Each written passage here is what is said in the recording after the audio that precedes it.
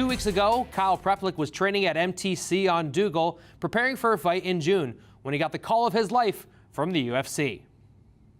They needed someone to fight Nordine Taleb at 170 pounds in Ottawa on May 4th, and shortly after, Prepolec signed a 4-fight contract with the big leagues of mixed martial arts, the UFC.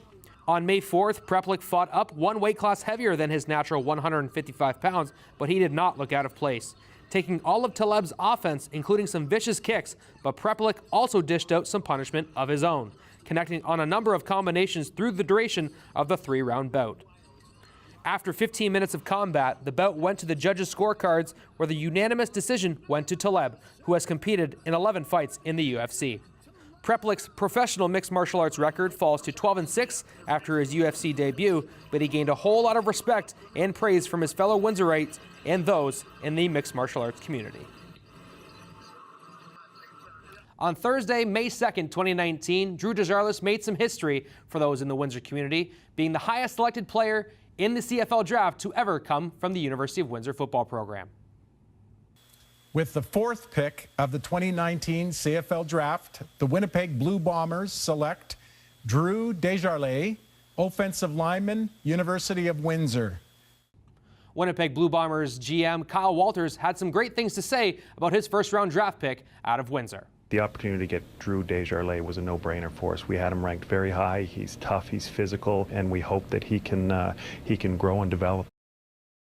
Joining me in studio today is the president and head coach of the Essex Ravens varsity team, Glen Mills. Their season starts this Sunday and against the London Mustangs. So, Coach, very glad to have you here, and obviously you guys are pretty jacked up to get the season going, I imagine. Yeah, you know what, we're just excited to get started, but you know, to go to London and you know, have our regular season first game in London is exciting. It's going to be a great matchup, and you know, we got a couple of days to get ready here, so it's going to be exciting. Absolutely. I don't know. Before we get going with the full season preview a little bit, one of your vaunted alumni recently this past week just had a really big honor. Drew Desjarlais was selected number 4 overall by the Winnipeg Blue Bombers. You had him in the Essex Ravens system for a number of years.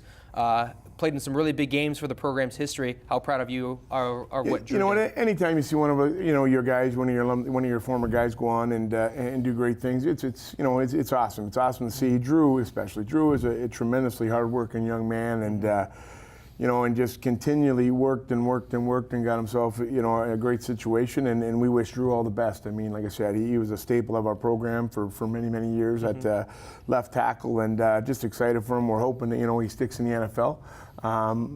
But I'm sure everything will work out. You guys get started on Sunday against the big-time rivals, the London Junior Mustangs. No better team to start off the regular season than against your big-time rivals, right? For sure. I mean, there's definitely a very big rivalry there.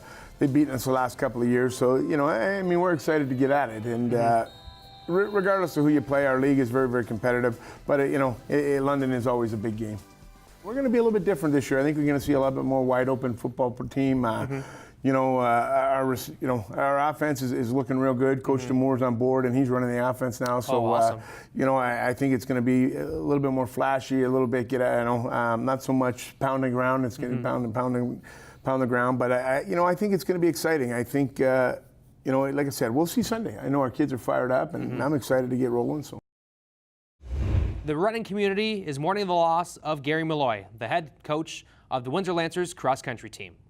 Malloy, who also served as the middle distance coach for the university's track and field team, died suddenly on Thursday in Oregon, where he was coaching club-level athletes trying to make the national cross-country team.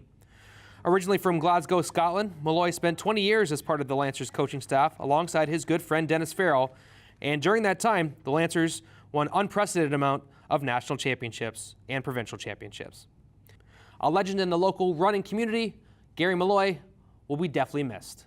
He was 58.